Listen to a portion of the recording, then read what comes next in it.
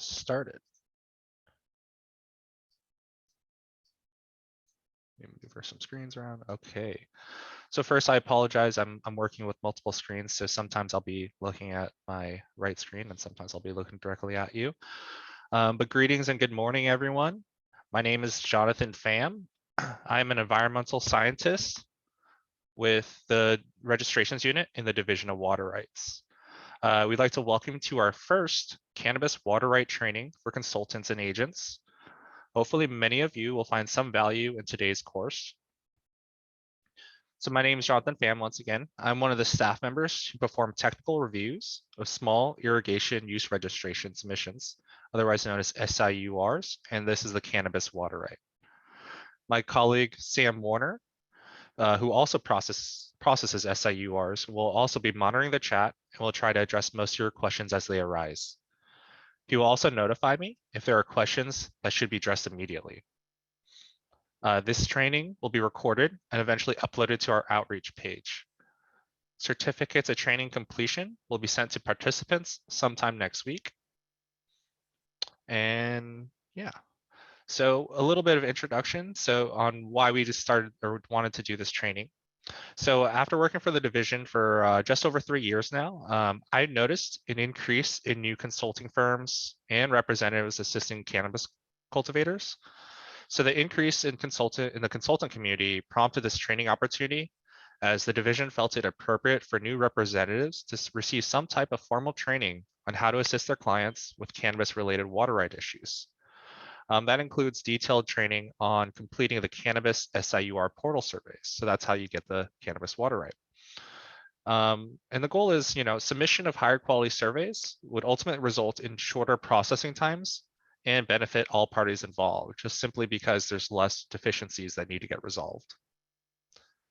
In addition to the walkthrough of the cannabis SIUR registration portal, I will also briefly explain the small domestic use registration form, since many cannabis cultivators in rural regions also divert surface water for their domestic household needs. So some housekeeping. So once again, the training will be recorded, but only those in attendance will receive a training completion certificate. There will be a survey at the end asking for some feedback, since this is indeed our first training for consultants, and we'd like to see how we can improve and make your lives easier.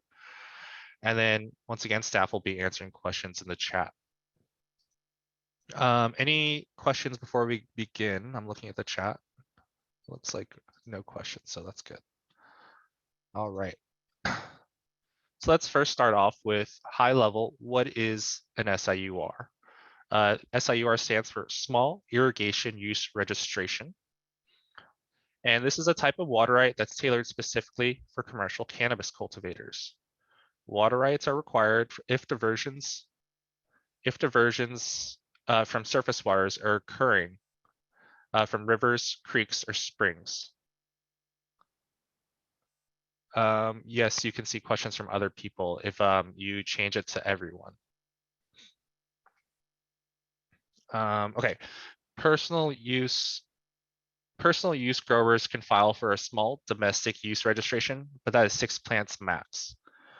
Groundwater wells, rain catchment, water purveyors, and fully contained springs are all water sources that are exempt from the SIUR program. Specifically to fully contained springs, these are very unique and a very rare type of water source and require special screening to confirm the hydraulic disconnection from surface water bodies. Appropriative rights, which include SIURs and SDUs, are required if a cultivator is either 1, diverting water to storage, or diverting for use on non-riparian land. Riparian rights are for direct diversion, so that means that you're diverting with intentions of relatively immediate use and can only be claimed if the water source is abutting or flowing through the cultivator's property. Please note that riparian rights cannot be used for commercial cannabis cultivation since they do not allow for storage. And that is required to comply with the surface water diversion forbearance period. So during that time, which is April 1st to October 31st, cultivators should be irrigating with using stored water that they diverted between November 1st and March 31st, pending flow conditions.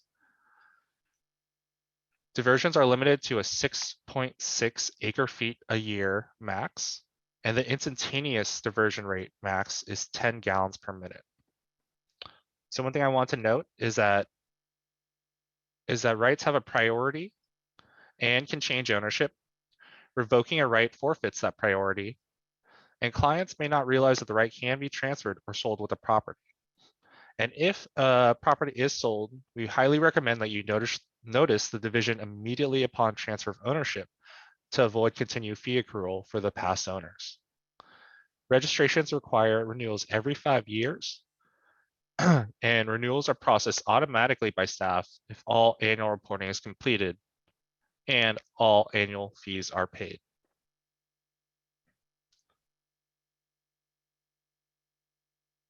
All right, and so that brings us to our first poll question, and I'll start that off.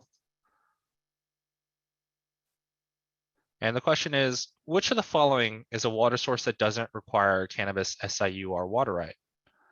Stream, creek, spring, groundwater well. I'll give it a couple seconds. I see in the chat, what is a fully contained spring? A fully contained spring is a spring that does not flow off the property. So it does not connect with another surface water body. All right. Give people a little more time. All right, looks like most people have submitted. All right, so I'll share the results. And so most of you got it right, it is a groundwater well. So for the division of water rights, our permitting authority is limited to surface waters. So groundwater well is not within our permitting authority, and it's actually with the Department of Water Resources. All right. So we'll get started on the actual walkthrough. All right. So what I'll do is I'll post a link in the chat, and this is to our cannabis cultivation registration portal. You can find this on our homepage, but this is basically the hub where you submit your applications for both water quality permits and water rights permits. All right. Just a reminder, both permits from water quality and water rights are needed to obtain a state license. If not, you need to provide some documents that prove that you're exempt from these programs. So water rights is SIUR, water quality is the cannabis general order. So if you hear general order, think water quality. However, for the purposes of this training, we will only cover the SIUR submission process. So first, I'll zoom in my screen a little bit to help out. But first, if you have yet to create an account, you're gonna go ahead and need to register with a valid email address. So that's pretty simple. That's similar to any registration for any other email address or any other account. They'll send you an email to verify. And then once you create an account, then you can go ahead and log in. All right. So I'm gonna go ahead and do that right now. All right. So once you log in, once you've created your account and you've logged in, it should send you to this page called the application dashboard. As you can see here, there are more resources such as the water rights database, eRIMS right here, fees information, outreach info, and a link to the compliance gauge mapping tool, which confirms whether diversions may take place if stream flow meets minimum flow conditions. Once you start a survey, you can edit it until you do the final submission. Once a survey has been submitted, your responses will be locked. It is then up to the assigned tech staff member to work with you to rectify any errors. Once it is submitted, you may only view it in summary mode. All right, so to get started, we're gonna go ahead and click this button, create a new survey, and it's right underneath the application dashboard. And you'll see here, there's a bunch of different surveys that you can submit, but the one that we're concerned with is the first one, the top one, Cannabis General Order and Small Irrigation Use Registration Portal. So remember, this survey sends you through a pathway where you can actually submit for your water quality and water rights permits.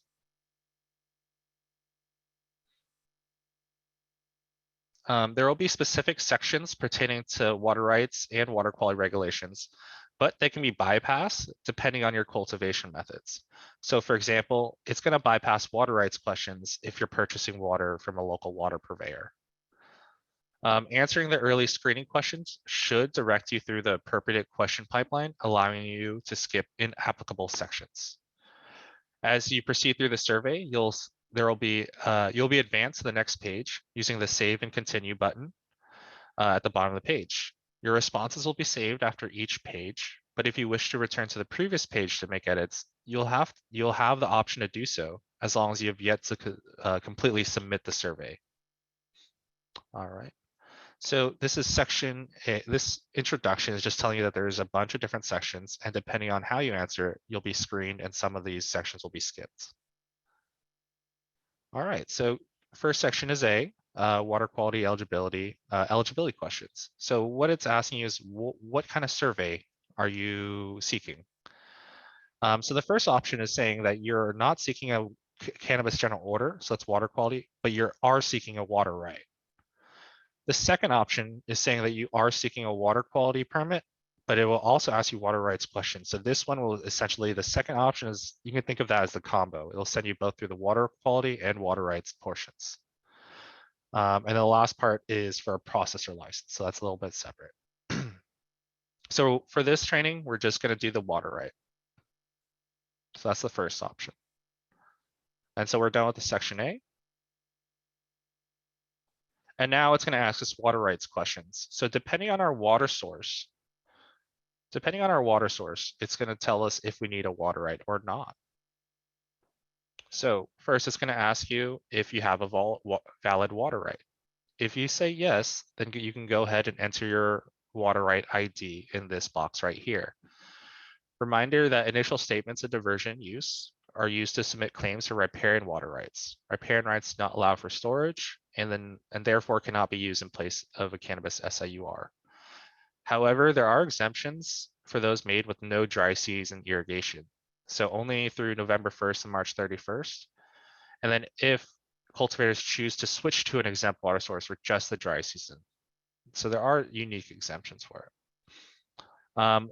Other water rights, such as appropriative water rights, may be entered here, so long as they meet the following criteria.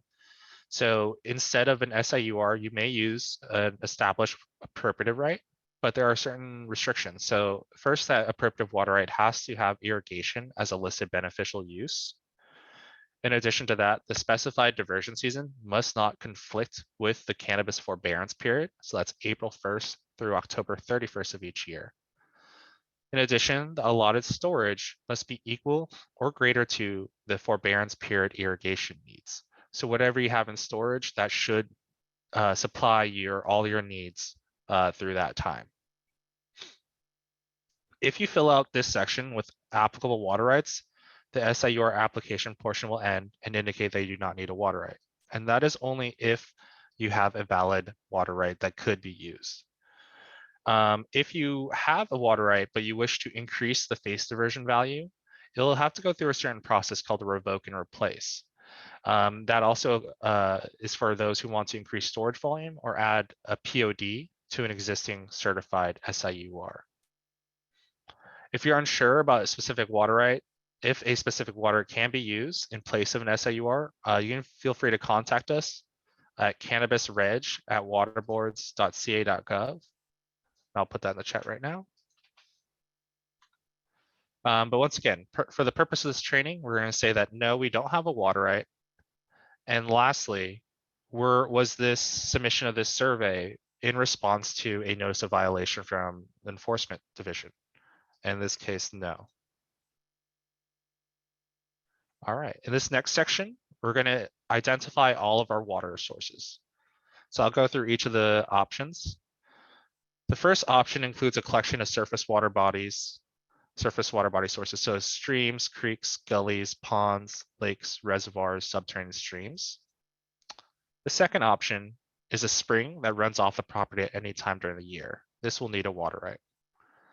The third option is for a spring that does not run off the property. That is known as a fully contained spring. And once again, this option is exempt from needing an SIUR, but that is pending a review of the fully contained spring claim by water board staff. In general, staff find that very few springs are accepted as fully contained due to the specific hydrologic conditions that have to occur. So remember, these springs cannot connect with any downstream water courses. The fourth option is groundwater well. That does not need a water right. Next is rain catchment and water purveyor. These bottom three options do not need a water right. Touching upon the rain catchment portion, in order to qualify, and let's say we're speaking about ponds, in order to qualify as a rain catchment pond, the water source must be contained. So that means that there should be no surface water channels flowing into the pond. If there's a stream flowing into the pond, it is not rain catchment because it is collecting surface water in addition to some rain catchment. All right, so for the purpose of this training, we'll select stream and spring because those are generally the most common sources. All right, so here is water storage. This section will ask you how your client is storing their water. The first option is if your client has an on-stream reservoir that already is covered by a water right. Remember, an on-stream reservoir is a reservoir that collects some type of channelized surface flow. That is considered an impoundment and therefore diversion to storage. Option 2 is that your client has an unpermitted on-stream reservoir. During the technical review, SIUR applications with the on-stream pond will be subject to a joint determination process in which staff from the board and CDFW will evaluate the reservoir for environmental impacts. Please note that the joint determination process is specific to proposed cannabis cultivation projects with on-stream reservoirs. SDU or small domestic use registrants are not subject to the on-stream pond determination process. This determination may include additional measures to minimize environmental impacts. In certain circumstances, the joint determination may result in directive requirements to remove the reservoir if it is found to be significantly damaging to nearby habitats. All right, so this is for first option and second option are for on-stream reservoirs. The second one is if it's unpermitted. Next, it's a combo of 1 and 2. Number 4 is all the water will be stored off-stream for cannabis cultivation. So that is like tanks, bladders, and if you have an off-stream pond that does store surface water. So you're pumping from a stream and storing in a pond, that would also be considered off-stream. Then lastly, if you're claiming a fully contained spring, then it would be number 5. We are going to select 4 because that is the most common one. And that is, like I said, tanks, bladders, and such. Touching upon the on-stream pond process a little bit more, if you select unpermitted on-stream reservoir number 2, then you'll see these conditions, and I will show you the conditions.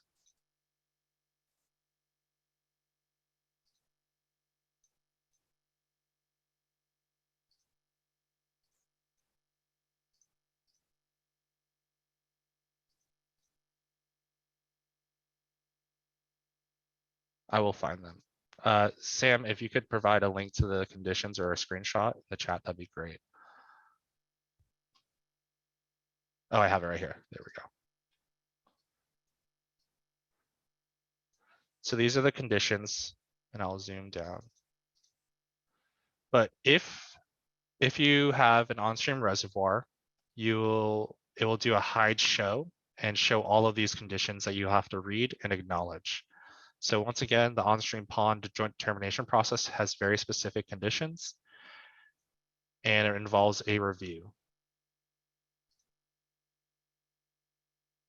All right. Fees for standard SIURs are $750. On-stream pond SIURs are $47.50. If you pay for a standard cannabis SIUR and tech staff determine that a reservoir to be on-stream during the review process, then you'll need to pay the $4,000 difference if you still wish to get the on-stream reservoir permitted for cannabis irrigation. Please see the cannabis policy for details. And if you have questions about that, feel free to email us after. All right, moving on to the next section. We're on water rights eligibility, point of diversion location. So here's where you identify where the POD is located. So you're going to go ahead and click on this map button. That'll pull up our map.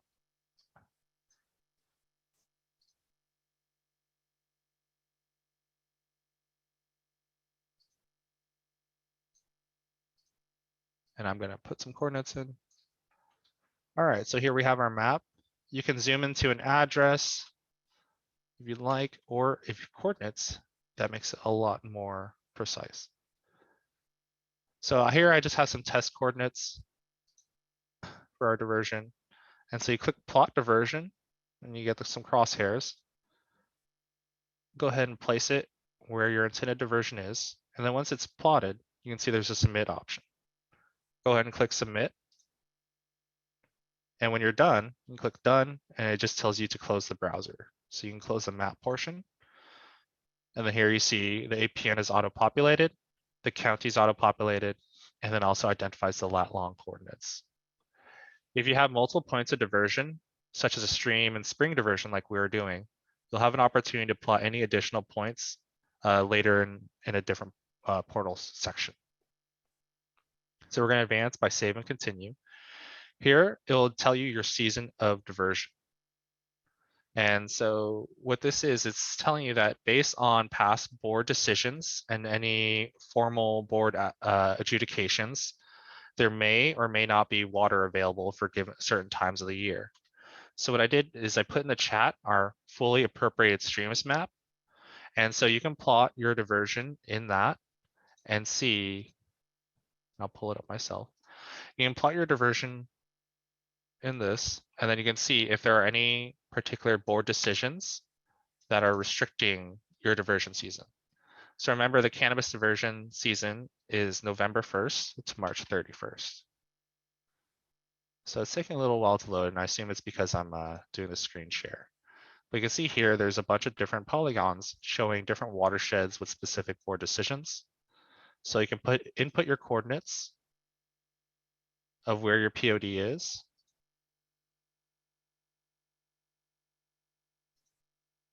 And you can zoom out and see the different board decisions. So 1108, D 1108, D1211, and it tells you when there's no water to be diverted. So in this case, it overlaps. So in this case, it overlaps with the cannabis forbearance period, so it doesn't functionally change the diversion season. Jerry, the address for the page is in the chat. Just scroll up a little bit. So here you'll see that there's a little bit of a restriction. It's 12/1 to 3/31. So that means it's a little bit a month later. All right. So let's go ahead and do our next two knowledge check questions.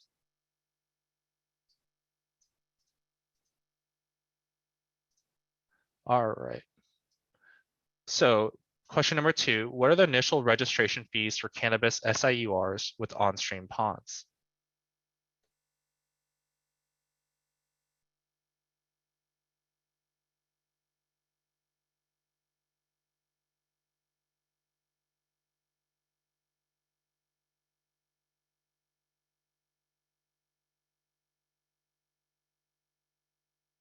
All right, I'll stop that. So we actually kind of have a mix of results. So the actual answer for this is $47.50. Standard SIURs are $750. Cannabis SIURs for on-stream reservoirs are $47.50. And then the annual fees for on-stream pond SIURs are $1,000. So the correct answer would be C, $47.50. All right, moving to the next question.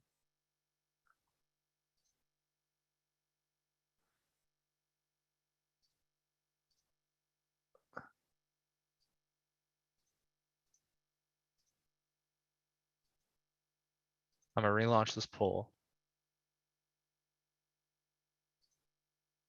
All right, so which would be considered an on-stream reservoir? Remember, on-stream reservoirs collect some type of channelized surface flows.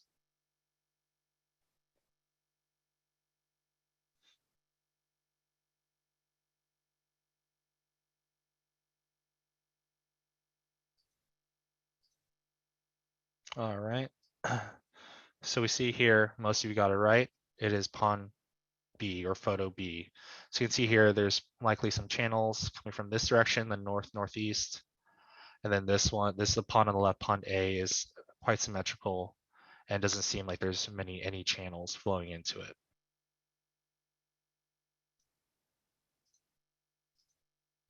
All right, coming back to the portal, we're on section B, water rights eligibility. Are you currently diverting or previously diverted water?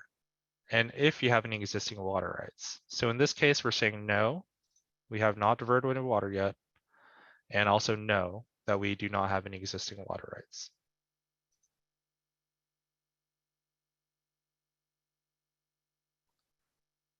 All right. So here, this next couple sections will go relatively quickly, but most of it is just contact information. So here in this first section, for section C, you're going to put your cultivation site and contact info. So I'm just going to input some test information really quick. I'm going to make the address of this test farm the location of the Cal EPA headquarters.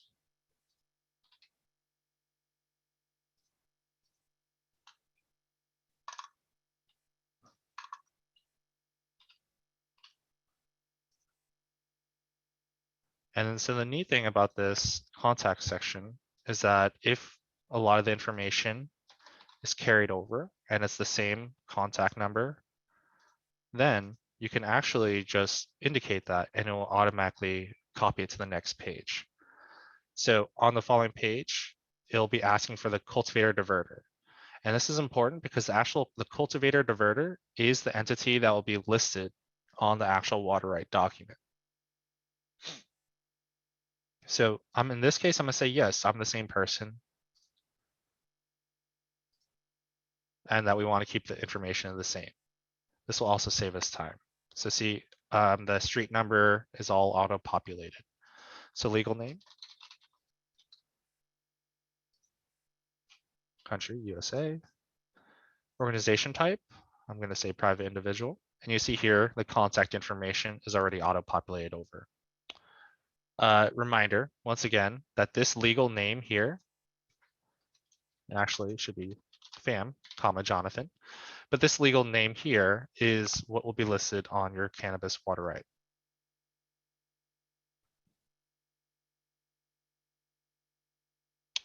Here, you need to acknowledge that your email address is functioning. This is important because this email address is who we will reach out to unless there's a third-party representative such as yourselves. Here, you can sign up on our Lyris, so to get updates via email. And here it's asking, is your primary home residence located on the same property? So I'm going to say yes in this case. And now it's going to ask us, please provide the address and contact information of the property owner.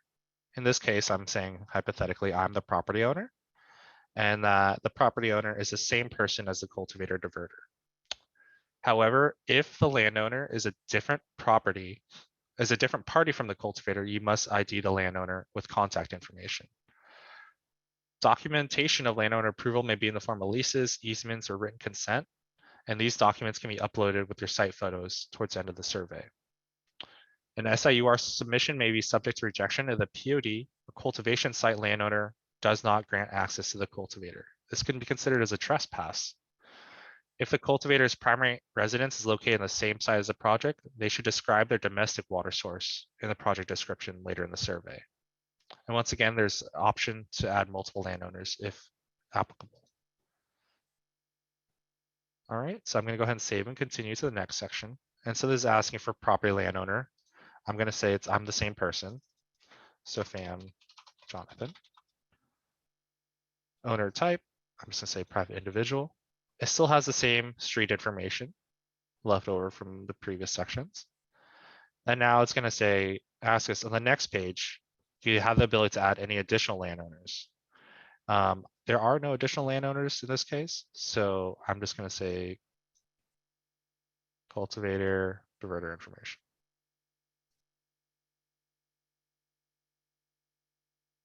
Do you have any additional property landowners? No.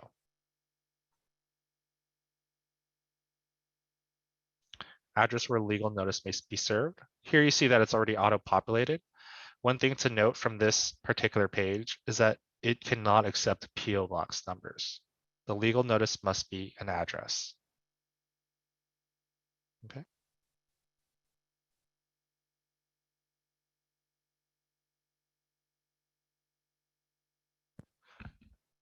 Test 1, 2, 3. Can you guys hear me? I think my headset just turned off. Okay, cool. All right, so the next section will be asked for billing information, and I'm just going to say it's a cultivator diverter.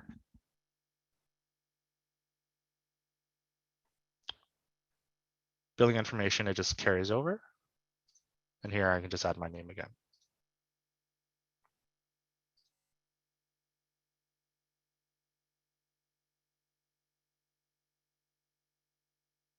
All right, and so here's where you identify your role as the agent. So here, the first question is, do you wish to designate an agent for water rights? Yes. And then the next question is for the cannabis general order. So we're going to say no. We're just going to focus on water rights right now. All right, so here is where you actually enter your consulting firms or engineering firms, whoever your representative company. Here's where you add that information. So I'm just going to say test training agent. And I'm just going to, for the purpose of this training, I'm just going to say we're at the same spot, I Street, Cali, PA headquarters.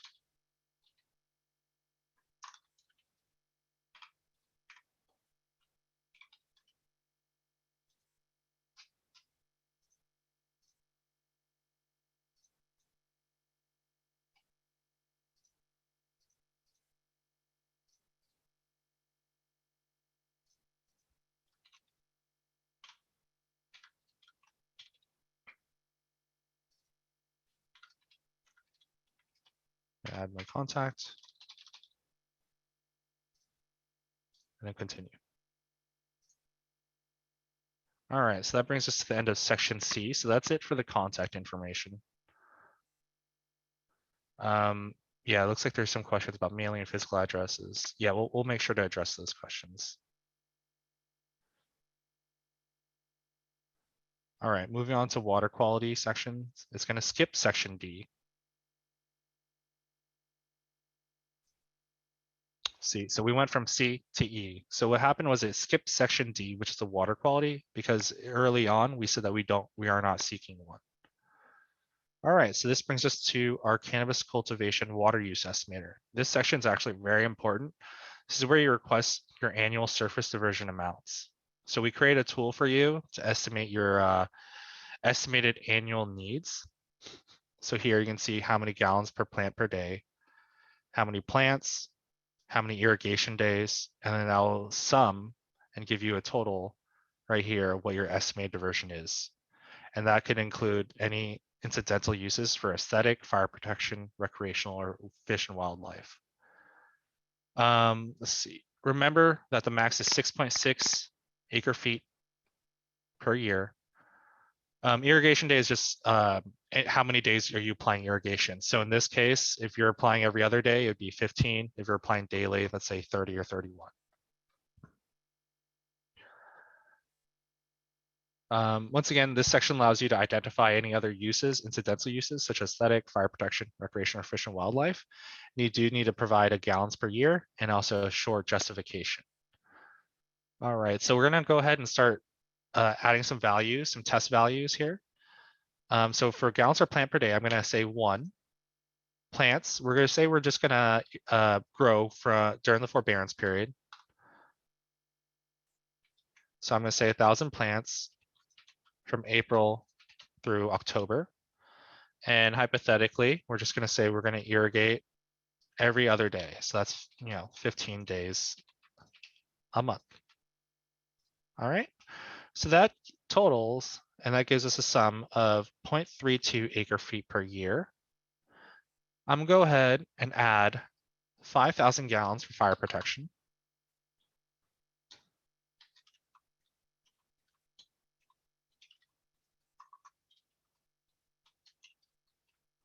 And just justify it really quickly. And see here, it'll take the total of what you input in the calculator and also what you put for your incidental uses and add it together. And so right now, your face value is 0.34 acre feet. This is what will be on the cannabis water right. If you don't believe that this is correct or this is insufficient for your client, then you can say, hey, I actually need a different amount. And so you click yes, so that you can actually input yourself a user-defined amount. And I'll show you on the next page. So here, I'm going to say that we actually want 0.55 gallons. And how I came up with that is this spreadsheet. So bear with me. There we go. So this spreadsheet, I basically formatted very similar to the actual portal. And if you need a copy of this spreadsheet, feel free to email us and we can definitely provide you one. And I already set all the formulas up. But one thing I changed was I increased the 1 gallon per plant per day to 1.25. I'm increasing the irrigation days per month instead of 15 to 20. And I'm keeping the fire protection at 5,000. So these cells down here will automatically add it all up. And it'll tell you what your forbearance period needs are and also what your minimum storage requirements are. So here you can see your total annual diversion. Here you can see your total annual diversion is 0.5524 acre feet. And that's based on totals of your monthly irrigation and your incidental uses. So you will enter your actual intended or requested diversion, and then you'll choose the file or your spreadsheet to justify it. So I'm just going to put a picture for now, just as a placeholder. But this is where you'd put a spreadsheet or some type of calculations justifying your user-defined values. All right, we're going to go ahead and click Save and Continue.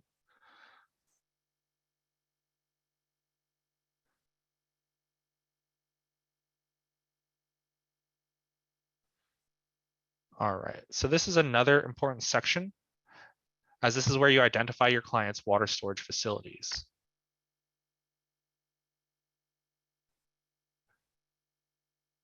Let's see, I got some questions in the chat real quick. How to determine 5,000? That's just arbitrary right now. I just put that as as a placeholder. Is there a way to vary the gallons per plant? Yes, you can. You can change, or as like through time? No. That gallons per plant is just kind of standard for your whole calculator. If you want, you can create your own spreadsheet and show that your varied irrigation rates and how that sums up. So using the tools that we have, it is assuming a consistent irrigation rate. Assumptions of no evaporation. Yeah, so what you could do is that you could request more water. You can basically request whatever you need. It's user defined, so you can account for the evaporation by your request. Okay. Looks like Sam's got it, so cool. So once again, this is an important section because this is where you actually identify your storage. So this will be your face value for storage. So the previous section was where you requested your diversion, and here's where you request your storage value. All right, so remember that you must have enough storage to satisfy your irrigation needs during the cannabis forbearance period. So that's 4/1 through 10/31. All right, and the total storage capacity is a summation of total tank capacity right here and any ponds that you may have. So here, I'm going to add in some test data. And so I'm going to say that I don't need any additional tanks. I have one tank that is 10,000 gallons. And this is existing plus future. So if I'm not changing or adding any tanks, these numbers will be the same as the left columns. I'm saying in this case, I don't have a reservoir, and I'll show you why. So this is very little water storage, just 10,000 gallons. I'm not saying I have any ponds. And you see here, it already converts that gallons from 10,000 gallons to acre feet, which is 0.03 acre feet. That's not going to cut it for us. And I'll show you the warning that will show. So we're going to just say arbitrarily, we're grading quarter acre. Here it's asking you to describe the project. So you can say something like stream diversion to tanks, transported via PVC, and to drip irrigation network. So just please describe how your water is conveyed through your site. Next, it's asking you to describe any proposed points. So here, I'm just going to say may build upon. Any more detail would be appreciated. I'm just doing quick descriptions right now just for this training. So here you can see, remember, I did not add any ponds yet. So I'm going to click Save and Continue. You'll see here, we get a warning, insufficient storage requested. What this warning is telling us is based on our previous storage, which is 0.03 acre feet, we do not have enough storage facilities to satisfy our forbearance period irrigation needs. So what I'm going to do is I'm going to go back so I can rectify that. So let's say that I'm going to add 100,000 gallons via 10 tanks. So now we're going to have 10 extra tanks. And so we're going to do 110,000 gallons. All right, so that brings up 0.34. That's still not enough. So I'm going to build that pond that I was talking about. Say acre or foot. Vertical height from dam toe to spillway, we're just going to say 10. Length of dam, we're going to say 50. And distance from spillway crest to dam crest, we're just going to say 10 as well. Or 5, actually. In this case, we're not saying it's on stream. And we're going to save and continue. And we should not see that. Yep, perfect. So we don't see that warning anymore. So what that means, we don't see that warning anymore. So what that means is that, okay. Questions of whether a right can be updated to expand. Yeah, sure. So if you have an established water right, let's say you already have an SIUR and you want to expand, or let's say you want to add a POD, increase storage, increase your diversion face value, then you can go through the portal like I was showing you. And when I ask you, do you have an SIUR water right, you indicate and add your water right ID. And then it's going to ask you, what do you want to do with that? And then you could say that I plan to revoke and replace. Revoke and replace is the term. It's kind of a nuanced process, so feel free just to email us directly and we kind of walk you through that. But it's a revoke and replace, and why it's called that is because when you submit your new SIUR, it essentially for a period of time you'll be double covered. You'll be covered with your old one and your new one. But when your new SIUR with, let's say, your increased storage is certified, our staff will notify enforcement staff, which processes the revocations, and they will make sure that everything on the new water right and the old water right lines up, and that mainly the only change is really just the storage or a new POD or however. How much money and time for the revoke? It costs the same. So if it's $750, so it's the same as a standard SIUR. The process itself, I would say it generally is around the same as a normal SIUR. It's just highly dependent on how responsive people are to the deficiencies. Does revoke and replace lose your priority? Yes, you do, because it is indeed a new water right. However, all cannabis SIUR water rights still relatively have a junior priority, just since the program is only 5 or 6 years. For on-stream pond revoke and replace, the cost is $47.50. I believe that is the case. We haven't had one of those come across yet. If you do have that situation, I can discuss that with my superiors and we can see how to approach that. All right, I think hopefully I addressed most of them.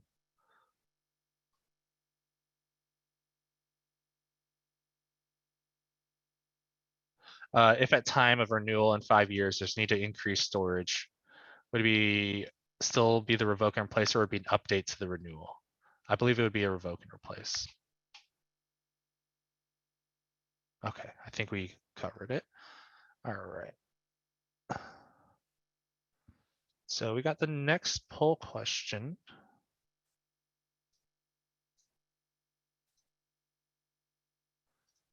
What is the max instantaneous diversion rate?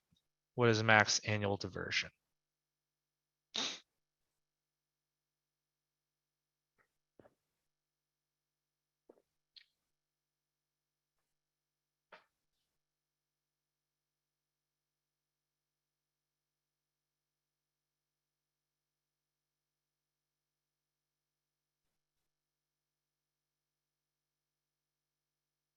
All right, I'm going to stop the poll in a little bit. Let's get your answers in.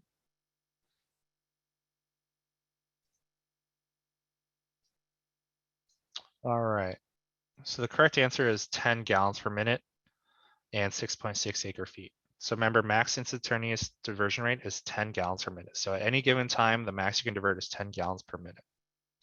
Additionally, there are some flow requirements, such as the narrative 50% flow requirement, where you have to bypass at least 50% of flows. And also the annual max diversion is 6.6 acre feet. That is the max you can divert. And that 6.6 acre feet is essentially the equivalent of 10 gallons per minute for the entirety of the diversion season. These are the results. Okay. All right, so we covered the warning. Now we're on diversion works. So here it's just kind of some simple checkboxes just to describe your client's site. So here we're just going to say gravity. It's a pipe and a channel. The method of diversion, we're going to say it's a channel. How are we conveying it from the POD to our storage? We're going to say it's a PVC pipe. And then these lengths, they're a little bit arbitrary right now, but I'm going to say it's 100 feet of conduit. Diameter of the pipe is 1 inch.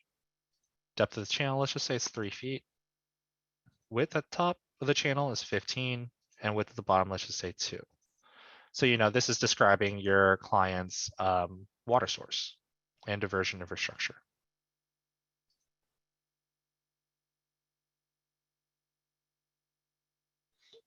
Okay.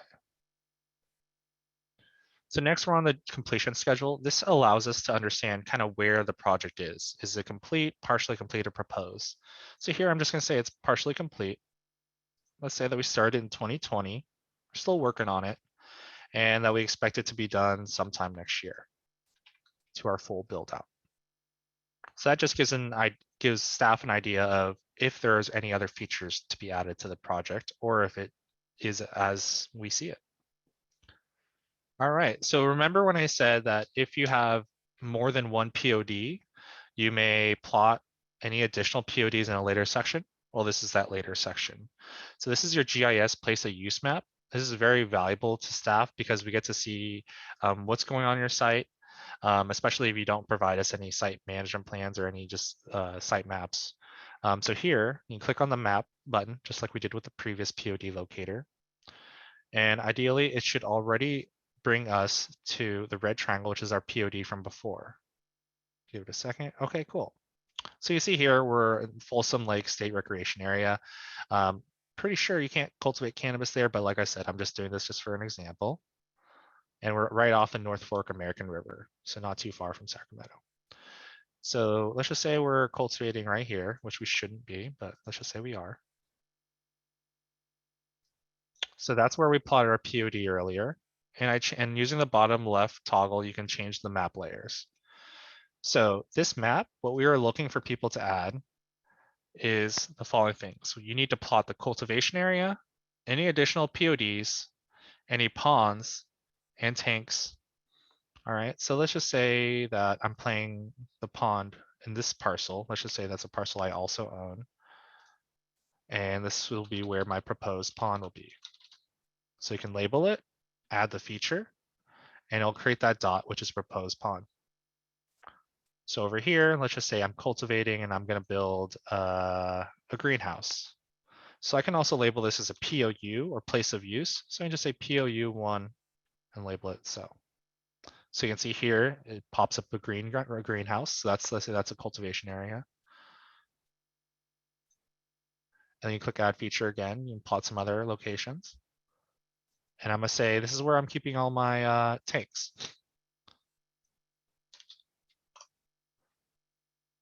So you see, you'll plot the tanks there. And I think that is it. So, this is, oh, actually I need to add another diversion. So remember I said we're gonna do a spring diversion. Let's just say spring is over here. So I'm gonna need to change that to a diversion. And then that's spring POD. So this map section just helps us understand what's going on the site. And when you're done plotting all these points, so that's remember cultivation area, additional PODs. When I say plot the cultivation area, a specific poly, oh, it's actually just a point. So when I say cultivation area, it's just this POU is just going to draw this point. So point of use or place of use, that's place of where the water is being applied. So where the cannabis is being grown. Remember, you need to plot cultivation area, PODs, any additional PODs, ponds or tanks. And when you're done with this, you can exit out of this and it will save it. And you'll see the count will go from 0 points to what, 5? 5, yep. And so once you see that update, then you know that all those points are now reflected. Is one tank notification enough if there's more than one tank? So what some people do, and I'll go back to this. So for tanks, what some people do is they'll plot one tank point and they'll label it like tank farm, and I'll kind of show you. And they could say that, and they can in the label quantify how many tanks there are. So let's just say I'm gonna add a feature here. I'm gonna say this is tanks bladders. And I could say that this is 10x of, let's just say, and I know this isn't, or was it 1,000-gallon tanks that I said? So you can do that. And so that would be sufficient. So we would know that, hey, there's just a bunch of tanks right at this spot. So it doesn't necessarily you don't need to put essentially 1 point per tank. All right, and so this should update with 6 because we just added that tank farm. So that checks out. All right, so here's the point of diversion confirmation page. Can a single parcel or cultivation have multiple SIURs? No. Hopefully Sam can address that a little bit more language. You'll see here, this is where you actually identify the tributary sequence of where the water source is and how water flows after that POD. Here you'll see that because we plotted it in the previous section, the lat longs are already populated here. So remember their primary POD is unnamed stream, and then we got a spring POD. So how to figure out what the actual tributary sequence is you can click on this link here for stream stats. And I'll open up this resource from USGS. And I'll get the coordinates from the POD. And you can plot the coordinates for the RPOD that was right off Pilot Creek. Once again, you can change to the various map layers. What you want to do here is click the top left exploration tools, flow raindrop path, select point on map, click here on the point and go. So what it'll do is it'll drop a theoretical raindrop on that point and see where it flows down. So that's how you can kind of figure out the tributary sequence. So here, remember, we're saying that our main POD is an unnamed stream, but it flows to Pilot Creek before flowing into the North Fork American River. So how we would do that or represent that in the portal would be unnamed stream is a water source. It is a tributary to Pilot Creek, thence North Fork American River, right here. It's going to ask you, does the source dry up? And we're going to say no. And then the APN, I'm just adding ones here for now. And then as for the spring, we don't know the name of the spring, so it's okay to be unnamed spring, but it's also going to follow pretty much the same flow path after that spring.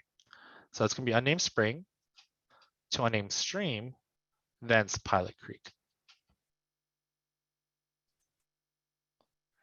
The APN of the POD, correct. Yes, that's APN. I'm just adding ones right here because I don't have it off the top of my head. So that's just a placeholder for right now. And this is just test data as well. APN is a assessor's parcel number. Okay.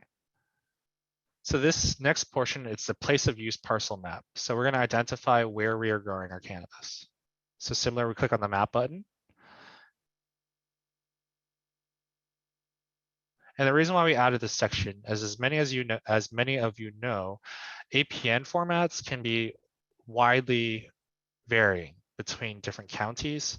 And sometimes you have duplicate APNs for parcels in different areas. So what we're going to do is we're going to click and identify our cultivation parcels. So it should highlight it. Let's give it a second. I think it's because we're sharing screens, taking a little while.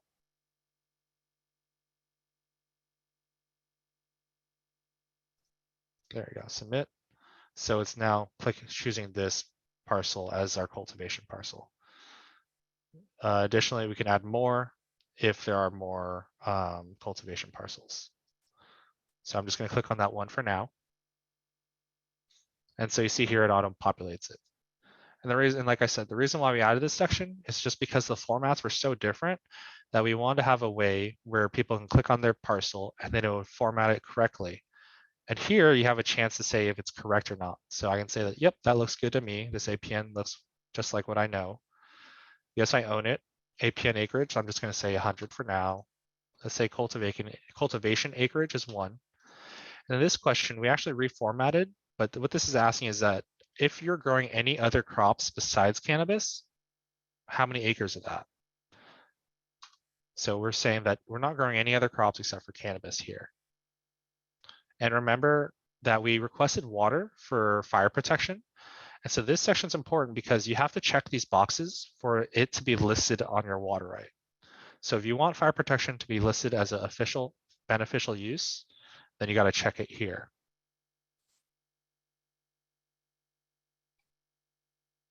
Okay, looks like we got a knowledge check question.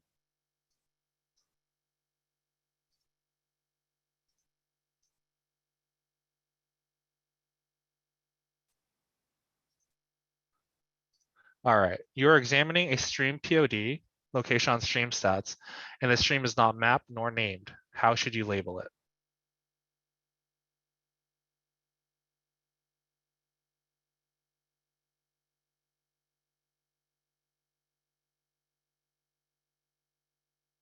All right, this is a pretty simple one here. So unless you got it, unnamed streams. Remember, you're examining a stream point of diversion, so it shouldn't be spring. But remember, it's not named, so unnamed is okay. Unnamed is okay. Unnamed stream's okay.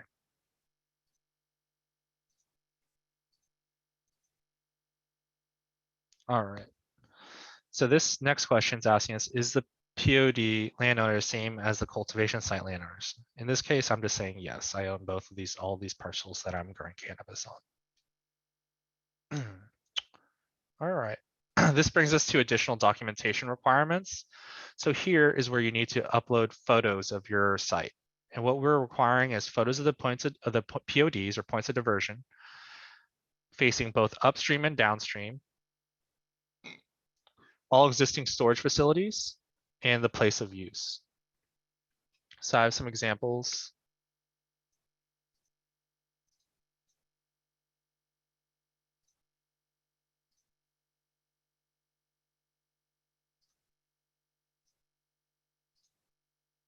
Of that.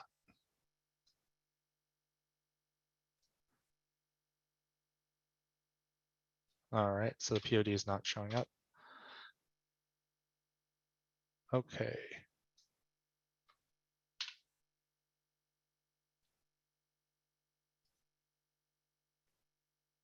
I apologize for that. I'll get some photos after. But once again, it's the point of diversion. So wherever the POD infrastructure is, let's say it's in the stream, we want photos of it facing both upstream and downstream. Any storage facility, so that's tanks, bladders, ponds, and also your cultivation area. Any multiple angles are appreciated. Labeling the photos is really appreciated. It lets us understand where, what feature we're actually looking at. What some people do is they'll take a picture of, let's say, a pond, and they'll say, picture of the pond facing northeast.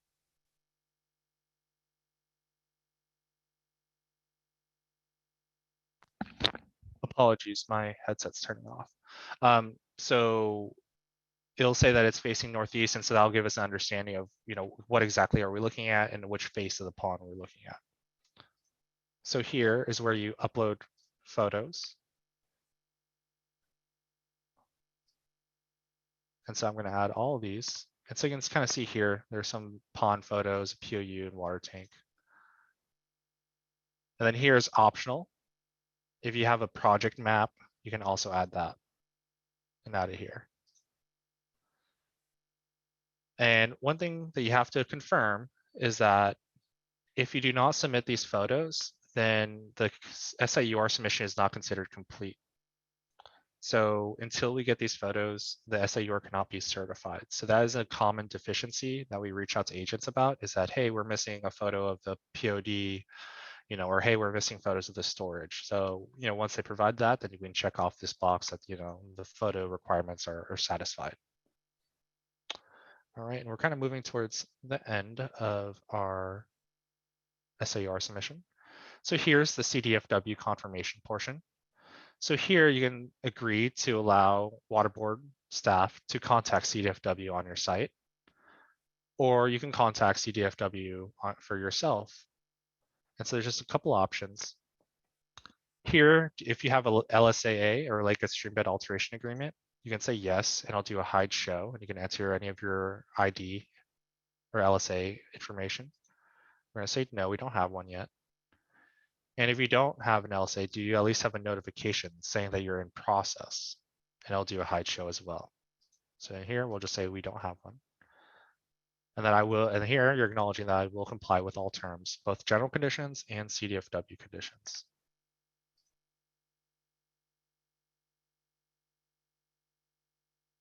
All right, so this brings us to the last page for before we submit.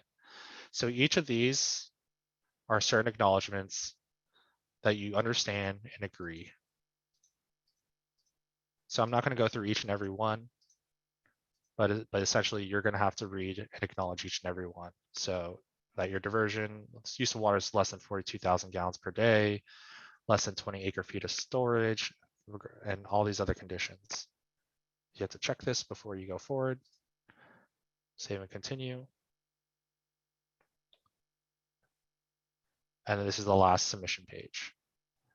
So now I feel comfortable with my answers, but if I wasn't, I can go previous and edit any section that I was previously working on. And remember, there's these bars up here, and they can link you to the certain sections in the past. So I'm going to go ahead and click submit. And what they'll do is they'll send me an email saying that I submitted, and they'll send me a notice of receipt that looks like this. I'll zoom in a little bit. So this notice of receipt will be emailed to the registrant or whoever submitted the form. They'll tell you that what fees are required. So it'll either be $750 or $47.50, depending on the on-stream pond status of it, and also provide payment information. So the technical review does not get initiated until fees are paid. And the reason why is just because sometimes people submit multiple surveys on accident, or things change and they wish to create a new survey. And so the submission of payment kind of indicates for us that this is the final survey that a given client or cultivator wants to submit with us. All right. And I think that kind of pretty much brings us, let's see. Payment receive date will be the priority date. So your water right priority date will be whenever we received your payment. In times of insufficient water supply, such as drought, water will be allocated based on priority dates. So senior water right holders will get their allocation before junior water right holders. So when the fees are paid, tech staff such as myself or Sam will review the SIUR submission for completeness and consistency. And we will email the listed agent to resolve deficiency items. So once again, that could be, hey, I noticed that there's the diversions on a different property. Can you clarify this? Hey, we're missing a picture. Can you please get these pictures for us? Once all these deficiencies are resolved, then it will be submitted to my supervisor for final review. Lydia, if you get your water from groundwater well. No, you do not. So remember early in the screening section where it's asking you what your water source is, go ahead and click on water or groundwater well, and that should this first link doesn't work.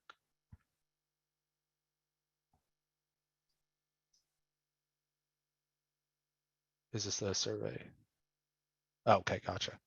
Q&A consultants.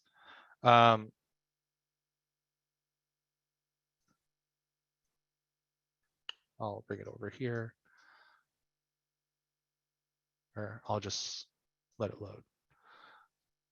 Here, John, I can probably read you the questions here when you're ready for the Q&A.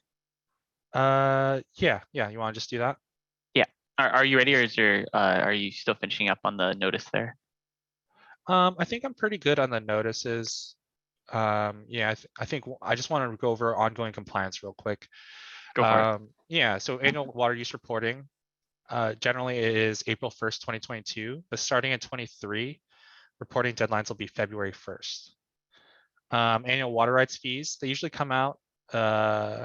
Registration fees cover the first year of water right coverage.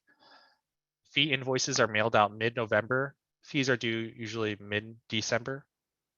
Remember, it's $750 for Cannabis Siurs the first year, and then every year after will still be $750. Cannabis Siurs with on-stream ponds are $47.50 and $1,000 for annual fees. Once again, renewals are every 5 years, and if you're up to date on your reporting and your fees, then they'll be automatically renewed. I think I'm good now, Sam. So you want to just rattle them off, and I can see how I can answer them? Yeah, you've got the Q&A doc on your screen, so you can go ahead and pop back to the portal, and then I'll go ahead and just read questions to you. Okay, cool. All right. So first, we're gonna talk about some questions with on the water source section here. First, can we just give a quick run through on what is a fully contained spring, who qualifies to define a fully contained spring? I'll grab the link and put it in chat while you talk about it. Cool. Yeah. So a fully contained spring is a spring that does not flow off your property, and it also does not connect with the downstream water course. So that's treating it as not a surface water source. Who qualifies to define a fully contained spring? So when you submit a claim for a fully contained spring, it's going to ask you certain questions, such as like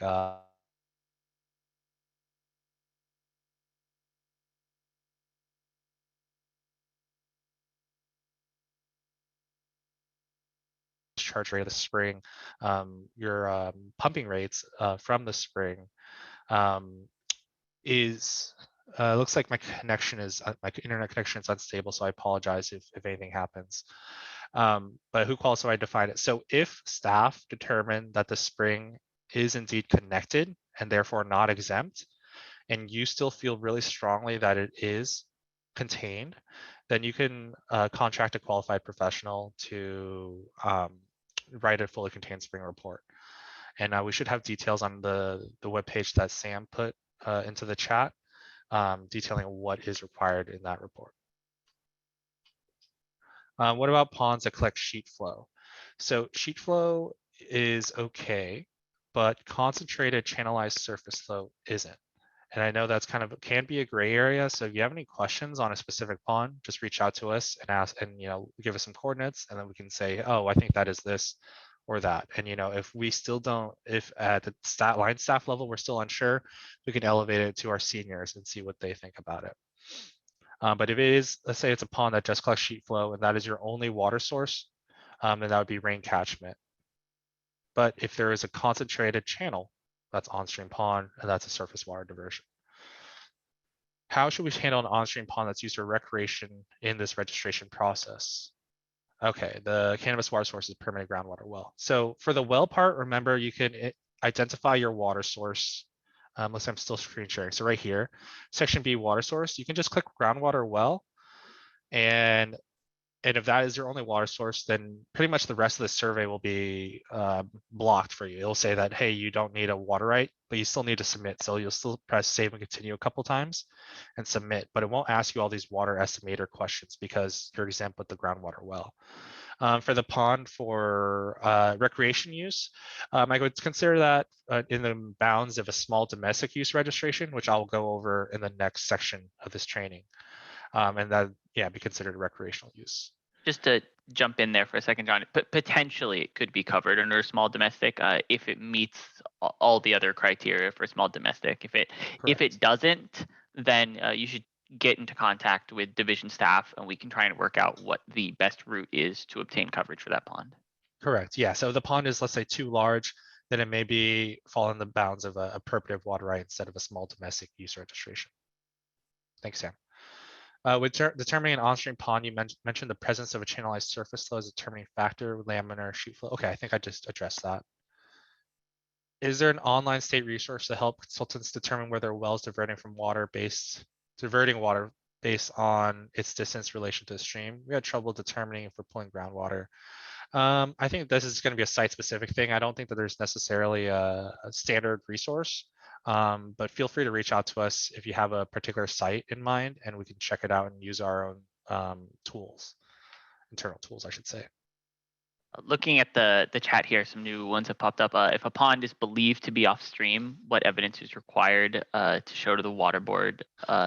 Yeah, so definitely photos. Photos of the pond could definitely tell a lot of the story. So if you believe a pond to be off stream, send us photos of the pond, as many photos of the banks as possible, showing that there is no incision or a channel cutting into it. Yeah, and just to echo, you'll notice there's a pattern here. So for anything, if you've got a question about a well, does this need to have a water right? If you've got a question, is this pond on stream or off stream? Is it rainwater catchment?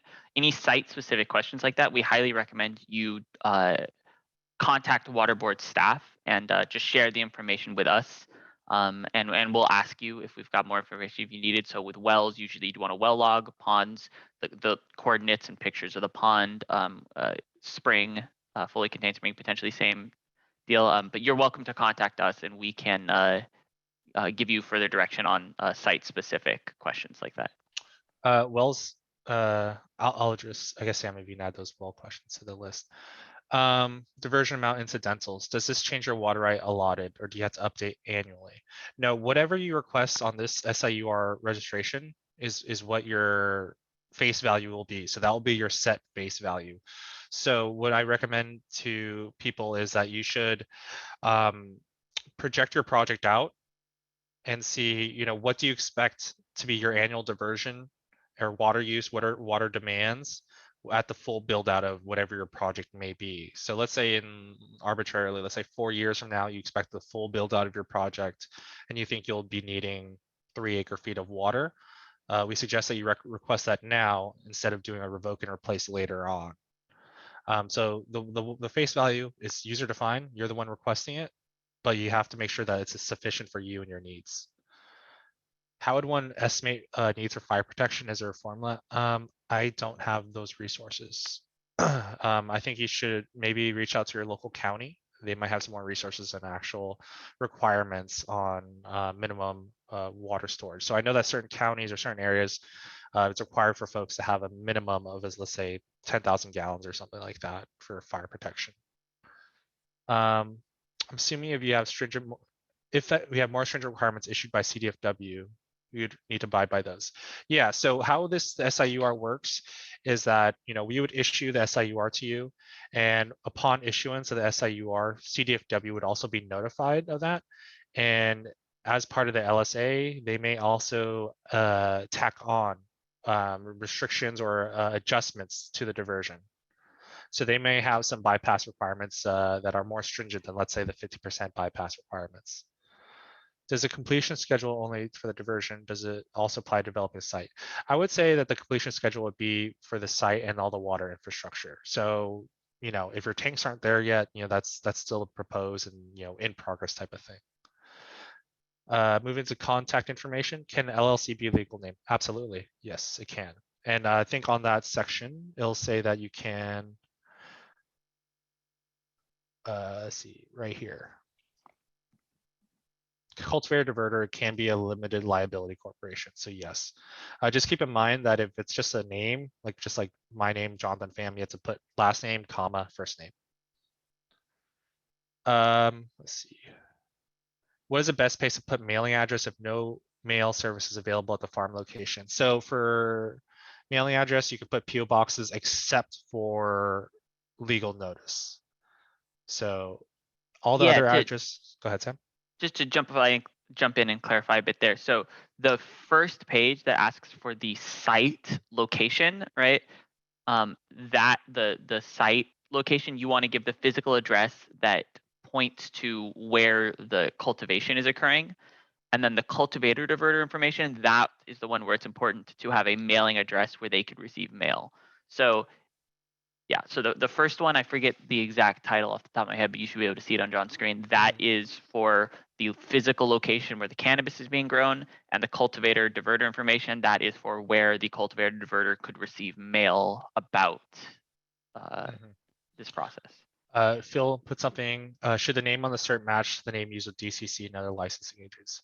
Highly recommended. Yes. If you have, let's say, a farm name, so let's just say John Pham Farms with a PH, LLC, I recommend putting that for all your other documents with other agencies so that it's just more consistency, lets us essentially crosstalk between our agencies.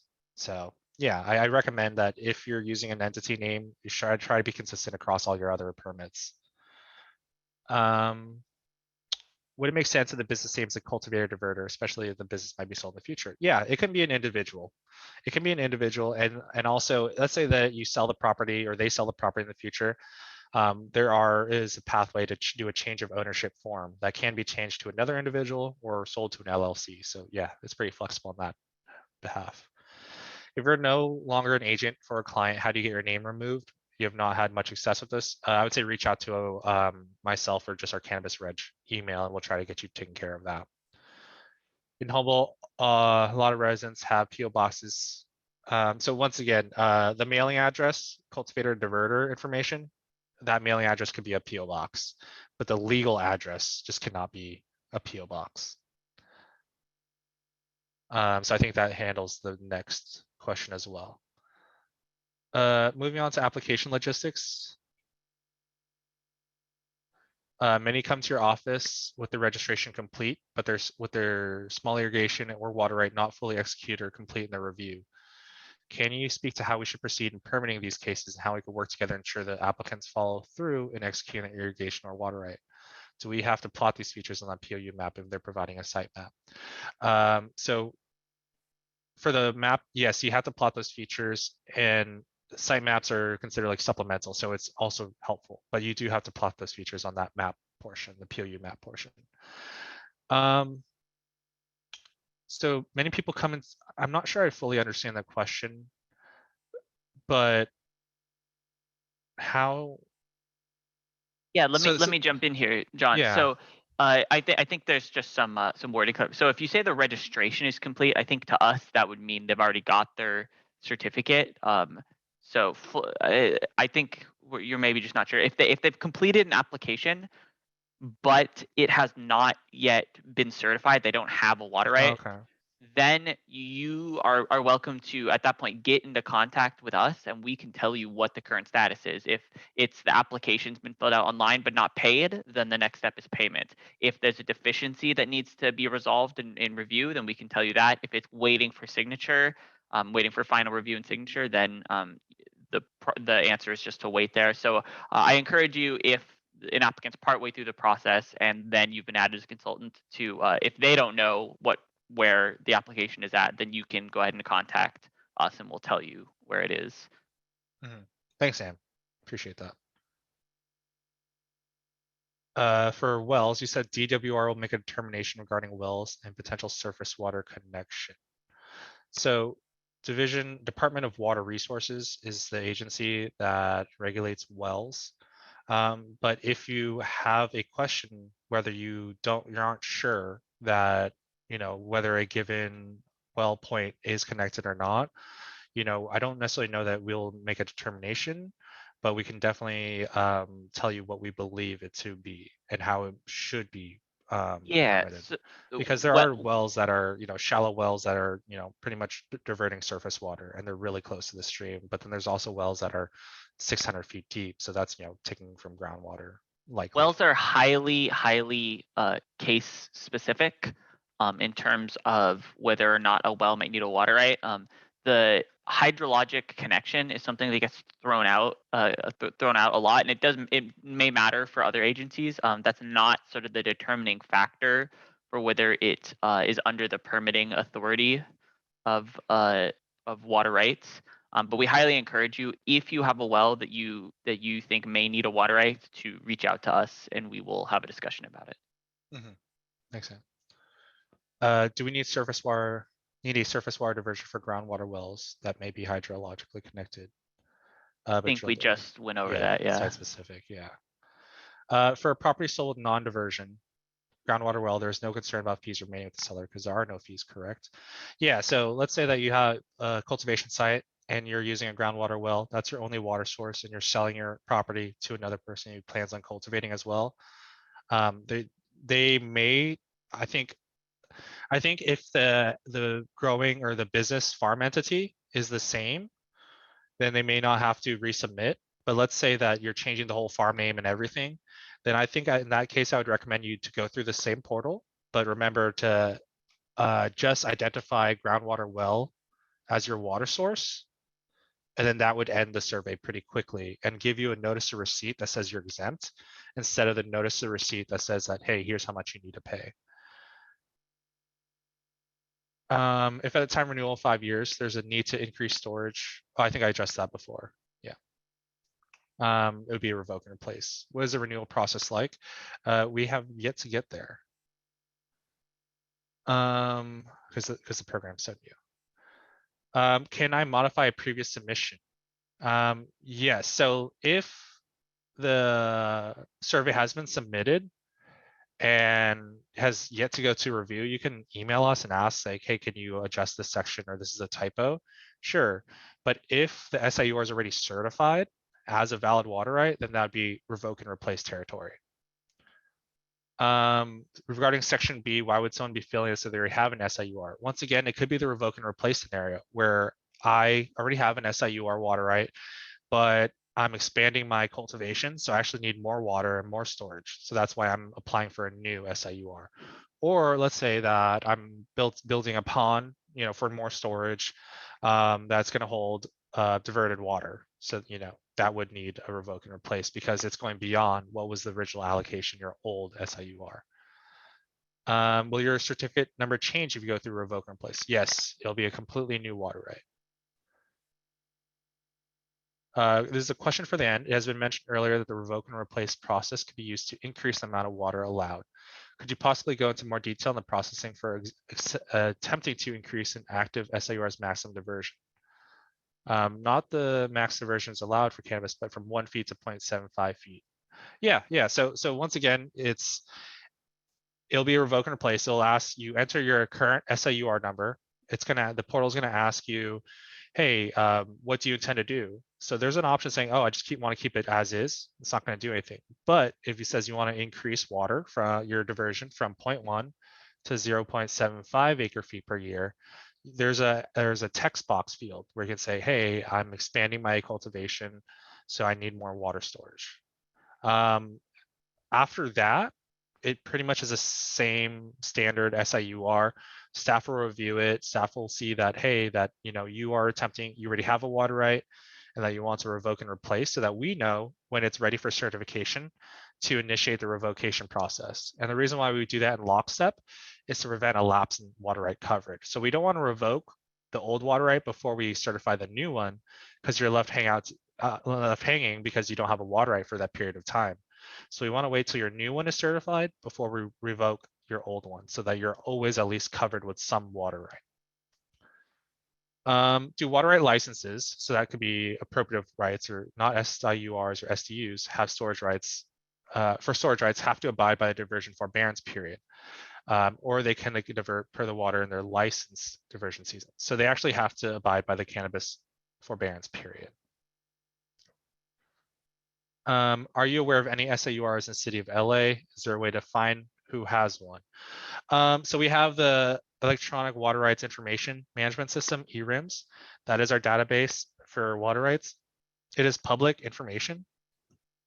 There is a GIS map feature, so you can search with that. Do I know if anyone has off the top of my head? I'm not sure. Most likely not likely because a lot of them are on municipal water or groundwater as we move closer to Southern California. That's just a guess. If you're reporting appropriative right via ERIMS for irrigation of cannabis, do you also have to report here in the portal? No, because you already have a valid water right. Your appropriative water right is already valid. So to do this survey is basically saying that, you need a water right. I have a client that has an SIUR for a diversion on a water course that's not connected downstream to any other water course. Similar to the hydrologically disconnected spring. Is there any way you could avoid an SR to do this? No, because if it's a water course, it's a surface water body, so that you're diverting surface water. That's might be a little bit more site specific. So if you have any more details, feel free to reach out to us. Can a single, okay, so I answered this already. Can a single parcel or cultivation have multiple SIURs? So you can't have two SIURs, but you can have an SIUR and an SDU. You can have a cannabis SIUR and a non-cannabis one. So there are different like pairwise combinations that you can have, and you can check the water code for that. And if you're more curious about that, reach out to us and we can send you the exact code language. What's a typical time frame to complete the process, i.e. how much time for an applicant to allot? So it's highly variable. It's depending on how complicated your site is, how responsive you as an agent or the cultivator are to our deficiency questions. So it's just highly variable. I have had instances where SIURs have been in and out in the same week, potentially in the same 2-day period. So if it's a super polished SIUR submission with no deficiencies, we can pretty much look at it, review it, and push it through without even contacting you because it is polished. But I would say most SAURs that we get have anywhere from 2 to 5 to more deficiencies that we need to correct. A lot of it can be very simple stuff, such as, hey, we're missing some photos, or hey, can you clarify, this contact information? So it varies on what the actual information is, but sometimes it could be something more intricate where it's like, hey, can you provide some water estimations? Like you said that you wanted 5 acre-feet, but you didn't provide any spreadsheet or any calculations of why you wanted that. Can you provide some justifications? So it's just highly varied, just depending on how the site is, what's going on, and also just our current workload. I will also jump in here and say that we appreciate everyone's patience. During the drought, our unit, as basically every unit at the Division of Water Right, have been contributing to the drought efforts, and that has stretched our resources a little bit thin, which has impacted our standard workloads. And we are still proceeding along. People are still receiving their SIURs, but the timeline may be slightly stretched while our resources are split for drought work. Thanks, Sam. Yeah, and so that's that's response to the emergency regulations from the drought. What happens in a year like this one when there's not enough water to divert to fill their storage? Here, I can take yeah. that one, John. So it's a tough question. It's not something that we're happy to say, but you still won't be able to divert during the forbearance period. The water right is a right you are allowed to divert during that season up to that allotted amount. If you're unable to collect that amount, then you're going to have to make do with what you were able to collect. And a lot of people are negatively impacted by drought years like this, and this is just one of those negative impacts. Thanks, Sam. Are both an SAUR and SDU needed if the same diversion is for cultivation, domestic water, and domestic water that is stored? Yes. So the use of domestic water diversion to storage needs to be covered by a water right. If you're not storing the water and you're using it relatively immediately, then that could be covered, the domestic side can be covered by a statement of diversion and use. But if you are storing it, diversion to storage, then you'll need a domestic water right. The cannabis SIUR is just specifically for commercial cannabis irrigation. Incentive programs to help funding storage increases. I don't know of any necessarily from the board. I do know that the local RCDs are also another resource for potential grant funding. I know that the counties have recently had some influx in funding, so hopefully that can trickle down. So I plan for, so like in terms of the time frame for 6 months to 12 months to 2. It's really hard to say. I'm thinking probably on the scale of roughly more 6 months than 2. What do you think, Sam? Sorry, hold on. Yeah, I think in terms of what you should plan for in terms of this SAUR, there's no one answer that we can give. There's no like, oh yeah, 2 years is the right amount. We've detailed what the revoke and replace process is like. And so you have a balance here of, you don't want to, give completely unreasonable information. I urge people to aim for, a reasonable amount. If you apply for a water right for, let's say, half an acre foot of diversion and storage, there's no you must have this half acre foot right away. So I urge you to reasonably aim for what you might build, and as long as you continue to abide by the forbearance period, abide by diverting and storing the water, then you can increase over time. So I like to say a reasonable maximum that you can foresee, knowing what it would take to replace the water right.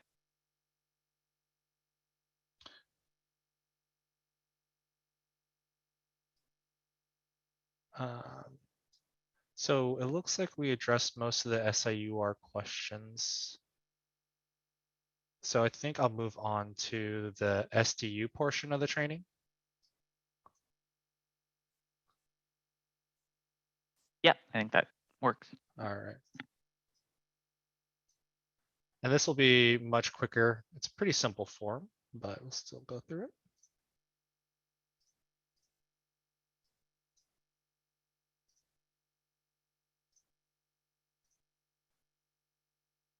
Thank you for your questions, everyone. It's definitely a very good back and forth. I appreciate the discussion. All right. So now that we're moving from the cannabis SIUR more to the SDU, remember this is small domestic use appropriation. So for an SDU water right. So what I did here is I just annotated an SDU submission form. It's a pretty simple form, but I'll go over kind of the high level of what needs to be filled in and what we're kind of looking for each of these sections. Please note that domestic uses of water are not allowed under the cannabis SIUR. In some cases, diversions for domestic may be allowed under riparian right. So remember the initial statement of diversion and use. However, an SDU is needed if your storage is needed or if you're cultivating for personal use. So remember 6 plants. So I'll start at the top of the form and move down. So here, I'm going to indicate where the county of the project is. This training working copy is just a little label for me. But you leave this registration number blank unless this is an amendment to an established SDU. Here are just some program language and restriction and requirements. John, not to interrupt, I saw a question I think it's probably good to answer here at the top here, which is how is an SDU applicable to someone cultivating commercial cannabis? Yeah, so an SDU is applicable because we've noticed that there's a good correlation of folks who are growing outdoors and most times in the North Coast, they are diverting surface water for their cannabis needs. And in many of these places, they're in very rural areas. So there's not necessarily municipal water lines leading up to their property. So in these rural areas, some of these people also divert water from the same water sources, so springs, creeks, streams, for their own domestic uses. Does that cover it, Sam? Sounds good to me. Okay, cool. Okay. So the first section, you're going to enter, let's see, real quick, zooming back out a little bit. The registration fee for the SDU is $250. Annual fee is $100. In addition to this, similarly to the SIUR, Fish and Wildlife will have an opportunity to provide formal comments and feedback, and they could add any additional conditions on the diversion. Water right holders are required to comply with water rights general conditions and Fish and Wildlife's. Is still required to submit annual water use reports, just like the SIUR. And similarly, renewals are on a 5-year cycle. All right, so moving to the form. So here you added the primary owner information. So I just added my information. If you have any non-primary owners for this water right, so that could be any co-owners of the property, any interested parties, maybe they're sharing it. It could be, let's say, between 2 neighbors and they want to share a diversion. That could be the case. So let's say that I'm right next to my cousin, Jeremy Pham, and so we're going to split the cost and maintenance of this diversion for our domestic households. And then here's where you add your agent information, your consulting firm, contact information. Pretty straightforward so far. As we get to the project description, you want to add the address of where the project is. So where the diversion, where the actual domestic use is taking place. And here, similar to the SIUR, you can indicate whether it's partially complete. Does it have ponds? And if it does have ponds, is one on stream? So remember, the joint determination process is specific to cannabis SIURs. All right, and then here you can provide a detailed description of your project. So this is kind of similar to what I did in the other survey. So I can say, here you can say something like water is diverted from a stream diversion, transported to 250,000 gallons of tank storage, then going to my household. 250,000 gallons is a lot for domestic uses. So you can so maybe we'll reduce that. So let's say that we're diverting from a stream to a 5,000 gallon tank that's right next to my house and it's used as needed. So that would kind of explain your domestic use. Completion schedule, similar to the other one, is just to let us understand, are there any other features that you're planning to add to this project and when will it be completed, so that we know that, hey, if this person already has all their storage needed, if they already have their diversions in place, things like that, so that we know if there are actually pictures of these sites. All right, location of projects, you're going ahead and you're going to need to add a map. This can either be a topographic map or an aerial photograph. What we recommend people do is to do screenshots off Google Earth so you can get both the coordinates and the date for it. So that gives us more information. You're gonna add in the county and the APN. And in some cases, the point of diversion could be a different parcel from the place of use. So these may be different. County will probably likely be the same, but the APN parcel numbers, they could be potentially different if you're working on multiple parcels across each other. All right, once again, source of water. So you can use the stream stats tool that we used earlier. So I'll go ahead and put that in the chat again. But this is where you can plot your diversion and trace a flow downstream and see what tributaries it crosses. So in this case, we're just going to say arbitrarily, we're diverting from an unnamed spring that's tributary to an unnamed stream, thence the American River. And I guess, if we're going to be consistent with our previous one, it would probably be unnamed stream, then Pilot Creek, thence North Fork American River. Then it's going to ask you if the water source dries up, and if so, when. Then it's going to ask you, do you already have any water rights? So this just helps us understand if you have any other water rights, what other activities are taking place on this property. So if we see an H5 number, which indicates a cannabis SIUR, then we can easily see that, oh, okay, this site is requesting a domestic water right, but they are also diverting for cannabis. So that triggers our review so that we know that, hey, there are certain conditions when you have pairwise combinations of these particular registrations. So it lets us know how to properly review it. Next, if you have any other water sources, you can indicate them here, but they are not limited. They are included but not limited to groundwater wells, purveyors, rain catchment, or any other surface diversion, so that we can just understand the grand scheme of your site. So, some people may have a groundwater well in addition to a diversion, and they may switch at a certain time of year from one source to the other. All right. So moving on to this section, this is also very important, kind of like the water estimator tool. So for the SDU program, acceptable uses include domestic household needs, so that's showers, sinks, toilets, personal lawn and garden area up to half an acre. It has to be associated with the dwelling. So for incidental uses such as aesthetic, fire protection, recreation, or fish and wildlife purposes, it has to be associated with the dwelling. And it cannot be, domestic use does not need to be identified if an SDU is for any illicit beneficial use incidental to a dwelling.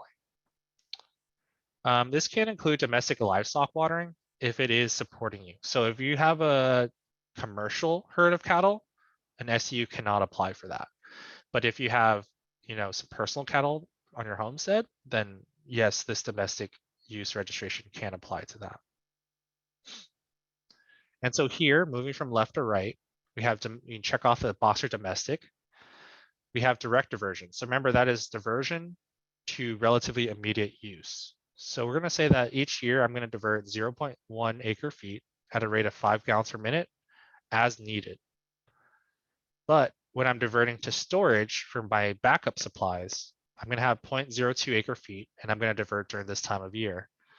And so remember, fully appropriated stream restrictions may also influence this diversion season. So if you put this season, and then staff will do our review, and we see that, oh, hey, it's actually more restrictive in this watershed. So we actually have to adjust when you can actually divert. So that may be an example of deficiency that we'll reach out to you for. Okay, and then for fire protection, we're going to put 0.01 acre feet to be diverted around the same time. So this brings our total diversion to 0.04. For direct diversion, it's going to ask you how you're diverting it. So it's a pipe. Tank characteristics, describe your tank storage, how many tanks or proposed tanks that you plan on getting, ponds.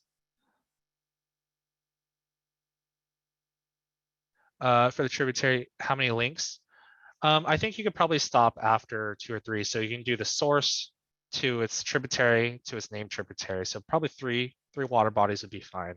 If you had another one, I don't think it would hurt. For tanks and off-stream ponds, the maximum rate of storage is 5. We're going to say that's 5 gallons per day by a pipe. And we're going to justify the amount. We're going to say it's for a home with 2 people in it. And our estimated use is 80 gallons per day. And this is where I was talking about the livestock for family sustenance. So if you have, cattle, chicken, anything like that, chickens, I mean, then, this SDU can supply water for that. But if they're commercial stock, then that is different and you need a livestock stock pond use registration. Once again, incidental irrigation cannot exceed half an acre in lawn, ornamental shrubbery, or gardens. And if you did irrigate, describe it, please. Describe how it's used for any human habitation. So how are you using it in your household? And so here is actually a section on commercial agriculture and cannabis, but for personal use.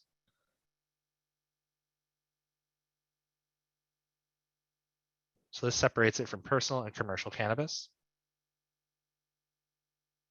What is sufficient to describe the project associated with dwelling facility? Honestly, you just say this diverted for a cabin, diverted for a household. You can just explain that. And then, in the pictures, you add a picture of the household because that would be technically the place of use. Scrolling down, you have right of access. So remember that landowner permission is needed, but we don't necessarily have formal restrictions on that. So it's that if the landowner, if the property is owned by a third party, you have to provide the landowner's contact information so that we will list them as an interested party. And then they will be able to, at that point, if they so choose to reject, your use of their property, then they may say so. But if you have any documentation, such as an easement or any agreements, and you provide that, that would definitely help out. Then you can add your LSA information. a checkoff list from photographs. So remember, points of diversion, diversion works, tanks, ponds, place of use, downstream and upstream of the diversion. So very similar to the SIUR. And then the final initials and certification. So signatures, and then there's also a little checklist of everything that you need to submit, how to submit it. So you can submit it via snail mail, but also I believe on the top of the form, you can also submit it email attachments there, but I believe you can also submit it email. Is that right, Sam, or no? I believe that's right. It should be snail mail because it's got to come with the payment at the same time. Oh, I see. Okay. Yeah. Thanks for the clarification, Phil. Towards the bottom of the page, you actually see a description of each of these sections. So if you have any more questions, definitely check out this first because this details each of these sections I just went over. Let's see. So I think that's pretty much it for the SDU. And then so I'm gonna try to address the questions in the chat. Or is it still the same document? We've got them collected again in the document at the bottom. Cool. Thanks.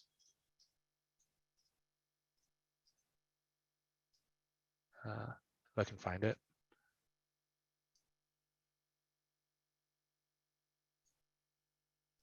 I might have exited out of it. Sam, can you resend it? Yeah. Here, I'll just. Oh, actually, I see it. Okay. You have the SDU questions. Can you repeat the fees again? My apologies. So SDU fees annual, the first to submit a SDU, it's $250. And that covers your first year of fees. And then thereafter it'll be $100. You need an SDU even if you aren't storing the water. So are you saying that you're just irrigating during the diversion season, potentially? I would say reach out to us on that one. If you have non-cannabis crops, do you need an SIUR or SDU for these crops? Yes, so if it's a commercial crop, then it would be a non-cannabis SIUR. And if it's a non-commercial personal, like let's say your garden, it could be an SDU if you're storing water. But remember, if it's for your personal garden and you're using it relatively immediately from your diversion, then that could be considered, part of a riparian right if the water source is on or abutting the property. And I think just since you mentioned it, John, the non-cannabis SIUR, important to note just that it's limited in a statewide. It's not a statewide program. Do you recall the 5 counties that it includes all or partially? I don't have them off the top of my head. Yeah. If you have a question, obviously that's kind of beyond the scope of this particular training, but if there's other non-cannabis SIUR type questions, feel free to reach out to us and we can give you that information. Let's see. What if your lawn is over half an acre? I think you might just honestly be limited to that. Once again, remember if you have a water source on your property, you may be able to irrigate that lawn using your riparian right. I think I addressed the tributary information question on how many levels do we need to go.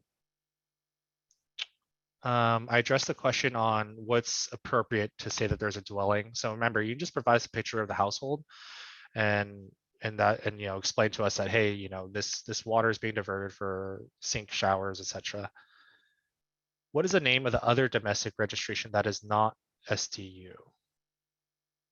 I think if they're referring to the initial statement of diversion and use, so that is not a registration, that is a riparian claim. And so that is if the water source is on your property or abutting to your property. And remember, that's only for direct diversion. Since you can directly divert water under SDU, in the SDU annual reporting, where do you report that direct use? I think that's a question more for the DMU team. Feel free to reach out to us and we can link you up with them because they are the one who manages that format. Can you receive the training cert? Sam, can you put the link to the survey in the chat? So to get the training certificate, we have a post-training survey, and And so please complete it, provide feedback on how we can improve. Remember, this is our first one, so hopefully it was helpful for you. Those who submit the forms will get their training certificate. So for that person who has a noon meeting, we're gonna put the link in the chat and hopefully you can fill it out. So hopefully I'm trying to find it, John. Do you have it? Do you have it handy here? I can yeah, take some questions while you find it. yeah, okay, no worries. All right. Let's see, which question do we I'm leave gonna off hop on? on actually, Sam. There's a question about kind of the difference between riparian rights and SIURs or other water rights maybe in general. And I think maybe one of the caveats I'm going to add to what John mentioned earlier is just riparian, he's mentioned clearly that they do not allow for storage of water. The other side of it certainly is that they need to be on, the use needs to be riparian to the diversion. So it needs to stay on parcel. It can't, if you've got a ridge or something, you can't take it over the ridge line. If you're using water, off parcel, it's not a riparian use and will not be allowed, under that. So, well, in some cases, submitting a statement for a riparian claim could cover certain uses. It may not be as simple as saying that it's not just because you're not storing water that a riparian is key. Thanks for that, Phil. I don't know if that fully addresses the question, but generally, I think specific to the cannabis irrigation, that it is that storage components and having water available for the irrigation season that makes a riparian claim inadequate. Thank you. So I think we addressed that person who has a noon meeting. So hopefully you got that. There's a link in the chat to the survey form. So please fill out that feedback survey. Is there a standard forbearance period on the SDU? No. So it's actually specific to where the diversion is in the watershed. So remember, there's that fully appropriated FAST map that I showed you, fully appropriate streams map. And so there are past board decisions that saying, hey, this watershed is fully appropriated from this date to this date. That will be dictating what the SDU max diversion seasons can be. So it's very watershed specific. If you have a spring that you're planning to apply for an SDU, which restrictions on it from an LSA? How do water boards and Cdfw work together if SDU rights differ from what LSA allows? So what we do is we go through our SDU and we perform our review. When it's already satisfied all of our deficiency items, then we will route it to Cdfw for a 90-day comment period. They will have that time period and also time after, if they so choose, to comment and add additional conditions to our water right. Where the SIR states the amount of water authorized for direct diversion and diversion storage, are these totals added together, or is it the quantity to storage? So for the SIUR, it should be pretty much, so they aren't necessarily divided by direct diversion to diversion storage. The quantity to storage is typically, I would say, larger, just because that kind of aligns with the outdoor grow season. Yeah, to jump in there, that question, if that question may have been about an SDU, yes, the direct diversion, the diversion to storage or diversion to storage are added together to make what we call the face value of the registration, which is like the total allowable diversion under the registration. And when you see something like, oh, you can only have X acre feet under a certain type of registration, the face value, so the direct diversion plus storage, is the value that's used to determine that. Thanks, Sam. Can you define storage? Can you also define diversion season for things other than cannabis?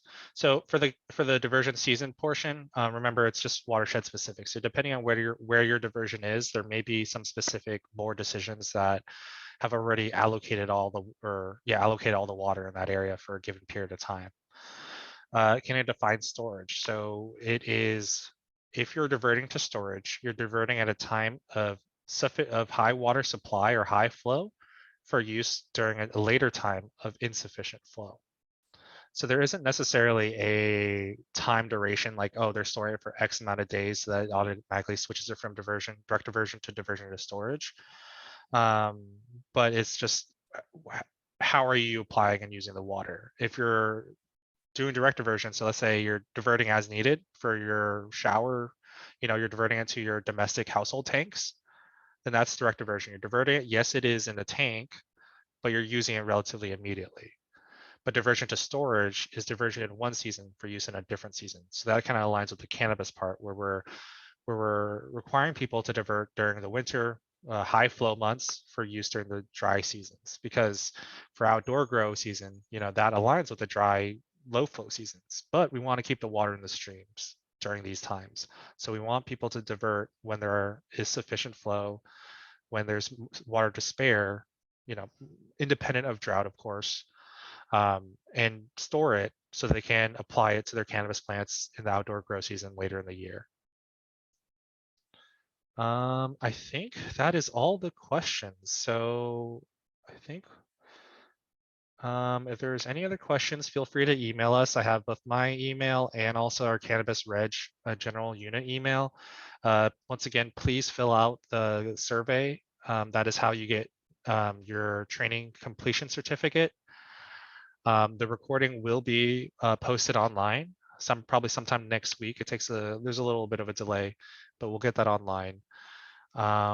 Yeah, is there any other questions, Sam, from the chat? I see one, but I'm not quite sure what it's referring to. They asked if it's beyond the scope to talk about LIFO/FILO. I'm guessing that's last in, first out, first in, last out.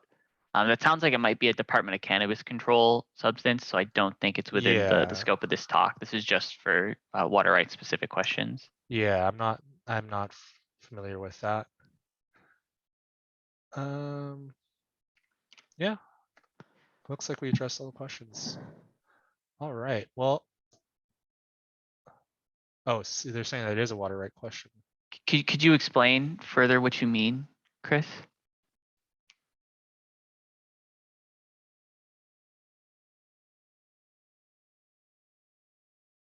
Oh, storage time. Okay. Sounds like this might be a specific question. Why don't we go ahead and take this offline? I will message you my email and you can send me that question. I'll make sure I get you an answer. Okay. Well, I think that pretty much concludes our training. Thank you everyone for participating. This was our first training. We had quite a good turnout, so I'm really enthused about that. Our contact information is here, so any questions, feel free to reach out. Site-specific questions, even if you have a weird site that has, a niche case, feel free to reach out to us. We can kind of point you at least in the right pathway, and if it's not in our shop, we can, connect you with the right shop. So yeah, thank you for your time, everyone. Appreciate it.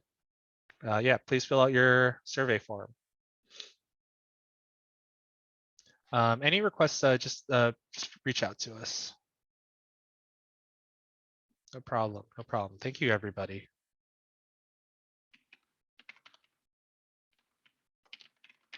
I'll stick around for anything else. No problem. I'm glad to do this.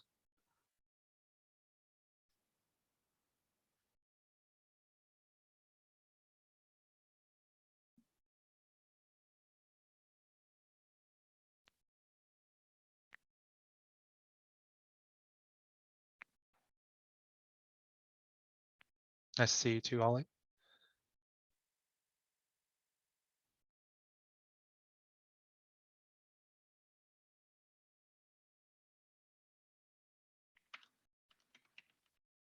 Are streams that are fully appropriated based on wild and scenic designation shown on the GIS map? Yeah, you can actually toggle them on and off in that fast map. Yeah, so wild and scenic streams are essentially pretty much considered fully appropriated all year round.